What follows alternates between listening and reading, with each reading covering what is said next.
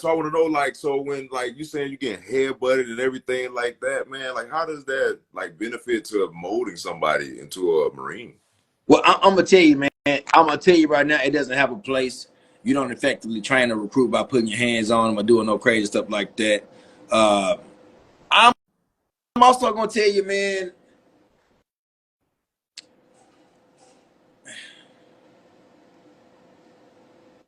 Effective drill instructors walk in a gray area. They do. I get it. There's certain times that you come to that line, bro. Cause you got dudes like me. You got dudes that come from New York. You got the Miami recruits on the East Coast. You got the LA recruits from the West Coast, man. Sometimes you got to meet them where they at. You know what I'm saying? You got to meet them. You know what I'm saying? Left breast dog. Sometimes, and they got to know that like for me, man, if I don't believe it, bro, like it is what it is. I didn't become a Marine in boot camp. Yeah, I earned an E-Globe and all that stuff, but I didn't have that pride. I didn't have that transformation feeling. It was Anthony Romero for me. It was Corporal Pascuzzi for me. Hey, bro, they started making hoods when they made yours. And these dudes not even black. This is a Mexican cat from Detroit, and I don't know where Pascuzzi's from, but he Italian dude. He was like, bro, I don't give a damn where you from. They started making hoods when they made yours. They dudes trained me, bro. So it's really about, besides the misconduct of a drill instructor, like the intensity, that attention to detail, the instant obedience to orders, that demeanor, that consistency. We gotta weed them out, bro. You gotta weed them out. I believe that the entry process, when you think about birth. All right. A man gives off, and I don't know all the math, but a man gives off some odd million sperm. Only one of them gonna make it, right? Maybe two, depending on how strong, on how motivated they are. But even going through the birth canal, it's so acidic that most of them, the weak ones, don't even make it. That's how boot camp is, bro. Like you come in here, yep, we done shot a shot, see if you can make it. The recruiter went out there and did what they had to do. They done shot a shot. But the boot camp is so acidic because everybody ain't supposed to make it. It ain't supposed to be one of these cookie cutter ass things that everybody can say, hell yeah, I want to go be a Marine. Now we need somebody to go back and tell those lies. Man, I was almost a Marine, man, but I hope I'm just sort of ass. You know what I'm saying? We need those people to go back and tell those lies to keep that mystery, that myth of the Marine Corps alive. But now, man, it's like I'm not gonna ever down the Marine Corps, bro. I just believe that a lot of people are taking more opportunities for their personal stuff versus opportunities to serve. So if I had to say there was a difference between the Corps then and the Corps now, is the Corps then people served the Corps, and now people are serving themselves in the Corps. Okay. Now, bro, Charlie Company, MCRD Parris, South Carolina, 2006, bro. Like, it was nothing for an 18-hour day. Like it wasn't even like people complaining about going home. Like we were killing hoes so many times. It's like the sun done went down. See, just hey boy, y'all go home. Like now the clock done went down. Like we really is getting to it about this business, man. Even in San Diego, my platoons, we really are getting to it about this business, man. These young people came here to get something from you, dog. I don't care about your wife and your kids right now because they getting that $350, $375 for them to be okay. I need you to get these boys what they came here for. If you don't get it when I came here for, then your ass not going home. So I need to know that I'm not giving the Marine Corps no bad product. Not on my name. And obviously going to get something that goes through the cracks. So when I do something stupid, I got to eat a recruit. I graduated. That just hit me in my face. The good thing about it is, because he hit me in my face, I had to graduate. If I don't graduate, the whole chain of command going down because I'm a snitch. I was never in prison. I'm going to tell it. I'm going to tell on everybody. So they got to let me graduate. That's the best thing. I didn't pass roll call. I'm the only recruit that I know that graduated boot camp that didn't pass roll call. Because my senior drill instructor had some type of little deal he had with the little swim tank, and they let me graduate because they drowned me in the swim pool. Damn. Yeah. Do you feel like some of that stuff that they were doing, they saw something in you and was like, man, we're gonna push him as hard as we can because we know he got it? I don't know, man. It's kind of hard for me to answer questions now, man. Because if I think about it, then I think they saw a hoodlum. I think they saw a thug ass dude. I thought they saw somebody that wasn't deserved. Like if I could see drill instructor Staff Sergeant Golden, I don't know the mug first name, but he was a mortarman. drill instructor staff's gonna go. What my drill instructor? He told me I wasn't gonna make it. That man told me, and he was an infantry too. He's like, "Oh, you're going, you ain't gonna make it." And I'm graduating now. I'm not even a recruit no more. I done graduated. I'm on SOI.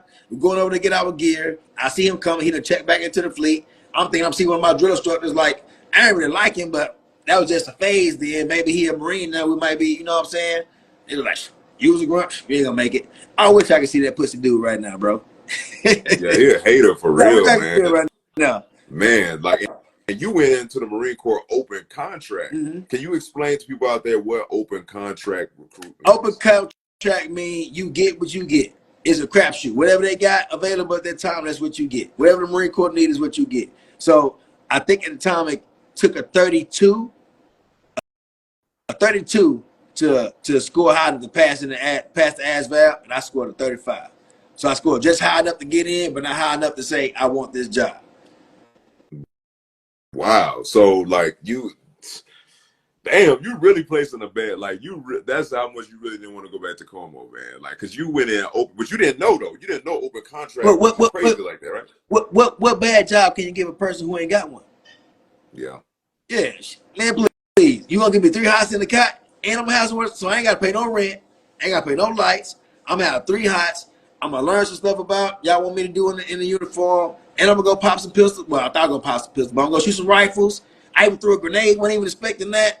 Wasn't even expecting to be like cool with some of the dudes that I was cool with, and experiencing some of the stuff that I experienced. It was like, yeah, man, I'm good.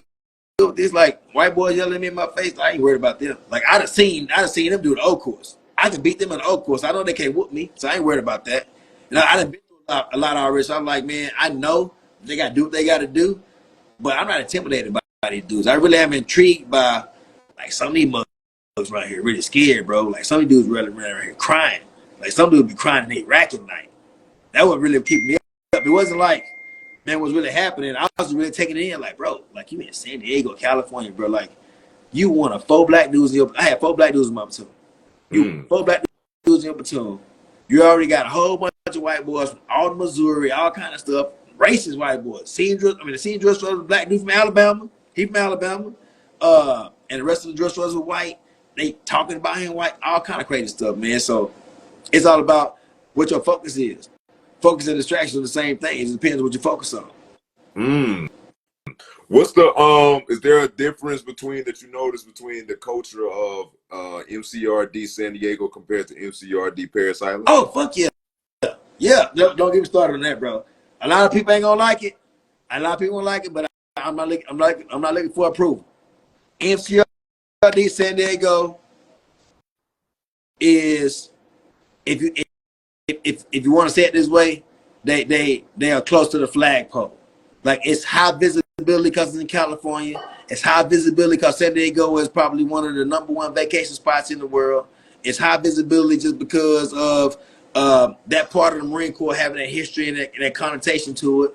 But MCRD San Diego, I think the system is broke, man. We waste too much time when transition. We waste too much time with drill instructors doing recruit stuff. There's a whole bunch of stuff that I changed. When I got an opportunity to be a senior drill instructor, I changed a whole bunch of stuff. On Parris Island, bro, I love Parris Island recruit training. Oh my gosh, I love it. I hate Parris Island. Like Beaufort, South Carolina, if it fall off the map, I'm going to the party. Congratulations. Fuck Beaufort. I'm good with that. But MCRD Parris Island, bro, for a recruit, ain't nothing like it. Parris Island was designed to really weed out the few that can't cut it. I'm telling you. My first time ever going to Parris Island, and I admit this was stuff, bro. It's one way home, one way off. It's surrounded by the ACC. Sometimes it got enough water where you go finish it. Most of the time, it's more like a marsh type, swamp type area. It's one way on, one way off, bro. Shit. They got these ugly ass shady moss trees. Like these trees are depressing. It's like long gray beards hanging out the trees and stuff, bro. The weather's always trash. The humidity and the heat in the summer is always turned on hell. And they got these freaking sand fleas that's just like year round, bro, just all on you. And you can't move, you can't say nothing, that you can't be relaxed, and drill instructors are on your ass because they're trying to go home. Man, like I already know, man, living in this dirty, boy, it gets crazy. Yeah. So Parris Island, man, I like Parris Island as my first introduction to being a drill instructor, bro, because it really is recruit training. I grab my lighter. You ain't supposed to have a lighter. I grab my lighter and drop that joker. And I'm gonna have 90 recruits come over and pick it up. In San Diego, you drop some recruit, look at you like, keep on doing what they're doing. You know what I'm saying? And drill instructors are killing themselves in San Diego trying to live up to an image that no drill instructor should live up to. You don't never want a person that you about to send to combat to think that you are fucking perfect. You never sweat your uniform. Your uniform is always squared away. Everything is freaking covered the line tight to the right by the drill instructor. Nah, I didn't like that. So recruits do everything on Parris Island. So when I got the opportunity to be a drill instructor in San Diego, I was under some real good Marines, bro. I love India Company. I can't speak for the rest of the depot. India Company gave me that Parris Island feel that I needed. Some of the stuff the drill instructor was doing, I didn't like it. Senior drill instructors in India Company was trash. The seniors are all trash. They all wanted to get Lebo and work the hell out the green belts, and the green belts on deck doing stupid stuff. Like, I didn't like none of that stuff. I don't like a drill instructor out on the freaking squad bay trying to cover in the line, blue work, and make sure it's perfect when the freaking recruit is on fire watch trying to earn an E-glove and ain't who could be doing that. So I just think that the mission was skewed. I do like the idea of going up north. I like the fact that the recruits get an opportunity to break up the monotony of the depot and be able to go see something different. It changes their mindset, and they get this vibe like they're going a little bit further through the process, right? They actually leave the depot and actually get a chance to be, somewhat like, okay, yeah, man, I'm starting to finish. I'm going up north, and the seniors will do a good job and build that thing up for them. So I like the way that San Diego is set up. They just spend too much time with transition and drill instructors doing stupid stuff. On Parris Island, there's nothing for drill instructors to do. So then they go home. Not to mention they might have their old lady sleeping with another hat because it's a melting pot at Parris Island. So drill instructors really are angry on Parris Island. So it's really dangerous for a recruit. Like for real. It's dangerous for her on Parris Island. So, but as far as the conduct of recruit training, man, if I could take Parris Island, the conduct of Parris Island as it used to be, not how it is right now, as it used to be, if I could take the conduct of Parris Island and take it to San Diego so I can incentivize hats, hey, kill these hoes from 5 in the morning until about 4 in the afternoon, and you have a good time with your old lady. Bro, Marine Corps will be undefeated for the next 250 years, bro. That'd be life. Drill instructor gonna kill hoes so they, hey, see you. Hey, I'm gonna get out 4 o'clock. Yeah, bro. Hey, run through the platoon twice. I team the whole platoon twice. I get your body by 4 o'clock. Hey, train and pain. Train, sir. I start hitting them sticks. They ain't training. Hey, drill instructor, you got them. And they get the opportunity. They gonna kill them for me. That's all I need. Hey, drill instructor, stop. I need some wolves, and I can do whatever else I gotta do because I can incentivize the hats and I can incentivize the recruits. But on Parris Island, hats are freaking depressed. They angry, and they are really out there like, I'm gonna snatch your freaking heart at your damn skibby shirt. And then they be young too. They be 17, 18, boy. They be pissing your ass off. Like, you ain't smart at all. Yeah. And then you got to think about it, man. You got the drill instructors on your head. You got the promotion board on your head because you're still serving in the Marine Corps. But then you also got this kid who got an opinion about it too. Once he go observe, oh, if I do this and the drill instructor don't catch, he gonna get in trouble. So now the recruit's trying to jack around with you. But Parris Island, bro, they get to it. When I was there, now I'm not gonna no. Recruits don't get IT on Parris Island now. I went to Parris Island, so I got 2 kids on Parris Island. One in September, one in March. So I go out there a couple times a year. I haven't been out there consistently, but a couple times a year I go out there. This year I was able to go out there both times. And I went on depot just to see if I can get it fixed. Man, wasn't no hoes dying. Wasn't no recruits dying. When the pits all clean, they raked. I was like, I get it, man. I get it. At the end of the day, we still got to figure out a way to keep us the few and the proud and the most elite fighting force. But they're not doing it through pain over train. I mean, train over pain. They're not doing it that way. So I don't know how they're doing it.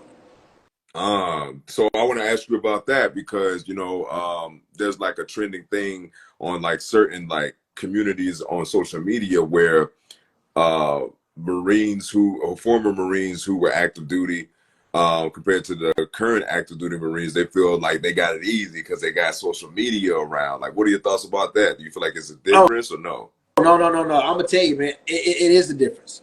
It is the difference. And when I was blessed to be in the Marine Corps, man, I had these old heads. You know, they wore the tricolor camis, and they had the freaking bronze skin, and they went through some Desert Storm type stuff. And them dudes would look us in the face and tell us, "Hey, man, old Corps, new Corps, the Corps, man, you guys are still keeping our legacy alive." I'm gonna tell you right now, I won't speak to the legacy of the Marine Corps because it's unmatched and it can't be touched. I don't care what happens right now. But the Marine Corps obviously can't be the same. We got co-ed boot camp. We have co-ed boot camp, and just by gender alone, I'm not seeking approval. I'm speaking my opinion. So everybody else, whatever it is, what it is. Just by gender alone, you can't train to the level that a man trains to with a female in your platoon. You can't. Because regardless of how focused you are, she's still a distraction because it's inherently part of your nature to want to protect her. This is what I believe. I'm not trying to speak no gospel. This is what I believe. So, especially at the end of the day, I know that for my brother's keeper, and if we're running and Smitty back here running, we can kind of fill out the run. Hey, Daddy, let's go. I know damn what I'm going to do for a female. But for the most part, regardless of all these triathletes and all these needles in the booty people taking and whatever it is, ladies, man, like it's gonna take out of 100 of y'all, it's probably gonna be 3. It's probably gonna 3 that really effectively train to the level of that an elite male. And I'm not comparing men and women because you got some fat, sloppy ass freaking dudes. I'm just talking about what we understand Marines to be. I'm just talking about locate, close with, and destroying the enemy by fire and maneuver. When it comes to that part, when it comes to taking that life, does that woman really have that ability to be logical in that moment to acquire her sights and engage the enemy because of the mission and overcome her emotions about what the bloodshed gonna do and what it's like to take a life and all that other kind of stuff? I'm not downing women. I'm not. I just understand how we created. It is what it is. I don't care about the ones that go out and they really can do it. Yeah, you got some women that go out and they really get to it. You got women that run faster than me, stronger than me. I get it. We all have an ability to do these things. But when it comes down to it, man, I'm not putting my life on the line with a woman behind the trigger. I'm just not going to do it because I don't think they're built that way. They're nurturers. They give birth. They give life. They're not trying to take no life from nobody. They give it. All the wars past. Ain't nobody talking about women going out here closing with and destroying the enemy, going in the house and chopping people's head off and doing all kind of stuff to come home. You got those couple stories of women that fought for their life. So I'm not marginalizing nobody. But at the end of the day, you're not designed that way. You're designed to help. You're designed to bring some softness, some beautification to some stuff. And nobody want you going out here to freaking Fallujah, house to house, street to street, putting the trigger on people. Who want women like that in their life? Somebody women already emotional, you know what I'm saying? Imagine them going through that. I don't care about social media. You don't want a woman that can kick in the door. You ain't laying down no woman who took somebody's life before. You gonna do it? You gonna wife her up? Hell fucking no. Hey, let you know if it go down, you know I'll pop a motherfucking top for you. I'm a doc for you. You got one.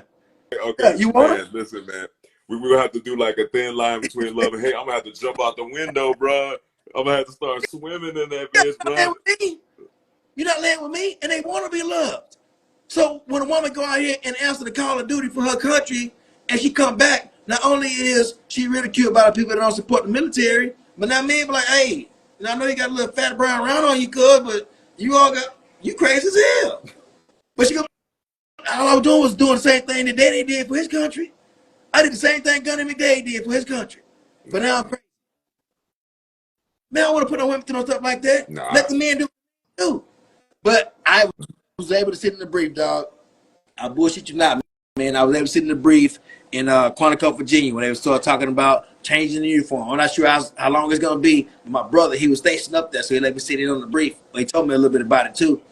And they were talking about Marine Corps going to patch chevrons, not the black ones where we got a freaking MNU and all that stuff to make sure they stay black. They talking about going to patches, kind of like the Army. They start talking about different modifications that they make to the uniform. So I had an opportunity to ask a question. I was like, man, like, What are we training for? Are we training for combat? Or are we training for the trends? And she like, Gunny, that's a good question. That's a good question. And the same way we started the digital camis and all those old farts that wanted tri-color camis, they were getting upset. They were getting pissed off about the legacy and all that other kind of stuff. And she told me, so I'm going to tell you the same way I told them. We have to stay appealing to the modern day customer of the Marine Corps. I said, customer? She's like, yeah, it's not a customer, but they have to buy into whatever it is that we're selling. Everybody nowadays don't want to be a badass. They don't want to start to earn their cameras because ain't nobody teaching them that no more. They don't want to spit shine boots. We got to make something more efficient that we can keep them enticed by. The military has become a business, man. We're only appealing to, we need to keep, once we get you in the door, we can figure it out. But I need to be able to do something to make you look at me to say, let me go try this Marine Corps thing out. Because once you get in and you understand, like, you in for 4 years, 4 years active, 4 years inactive, then chances are we're expecting you to lock in, do what you're supposed to do and honor your agreement. And a few of you guys may not, but we're going to take our chances and just get y'all in the door. So yeah, Marines walking around tying their old ski shirts up and males doing all. No, man, like you gonna be a professional. Care where you dip your chip at. I just believe you need to be professional. And I believe that if God gave you something that protrudes from your body, you need to act like a man. If God and it's a flat spot, you need to act like a woman. I don't care what you like. In that uniform, you need to act like it. You need to pretend. You need to get in character the same way you do in that uniform, because most of these regular people, women be coming to work, getting their ass whooped by their husbands, men that went out there being cheating and doing all kind of stuff, but they hide behind that uniform. They pretend to be somebody. So all the people that are confused or all the people that are confirmed that I done got my procedure and I am who I am, you still need to act and be according to that freaking uniform. We should have no circus. We should have no freaking males wearing mascara. We should have that. I don't believe that. Again, where you dip your chip at don't matter to me.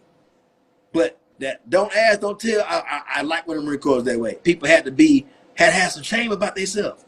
All of the people that wasn't accepted doing whatever they're doing, it was good that way. That means you weren't loud. You went out here doing. This is me. That's real talk. I feel like a great position for women, in the military is intelligence. Like, women already just do shiesty stuff. Like they'll go through your phone or they'll hunt down your side chick or something like that by going into a burner page or whatever the case is. Like, if you can do that, I can only imagine what you can do if you actually focus on something real. Like I heard, I was watching an interview with one of the men who were one of the Navy SEALs who was part of the SEAL team that assassinated Osama bin Laden, right? And I remember he was like talking about the briefing of like how they were going to go over there and get it done. And he said, out of his own mouth, this was like a room full of women. It was a group of women who found this man, and they said, "This is how we found him, and this is what I need y'all to do." Like women can do that. You know what I'm saying? Use their mind to really get somebody, if they want to get somebody, and that's not even just for the military, that's for, like, I feel like in relationships as well. Like a woman's supposed to go out here and get it with her mind in a way that can change our life, same way we as men supposed to go out here and get it physically, you know what I'm saying? Like make sure that we bring the bread home by physically going out here and being a salesman, physically going out here and building things, you know what I'm saying? So I feel like that's important for us to understand where we stand for why we were born the way we were born, despite what people choose to do in their private life.